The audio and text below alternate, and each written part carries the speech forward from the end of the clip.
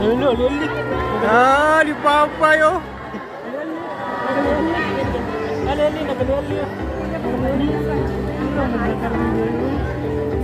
So parrots are intelligent and perceptive creatures. That is why we continue to enhance their skills so that they won't get bored.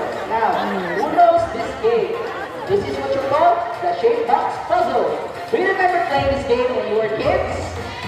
Very good, so let's see how Bandit demonstrates her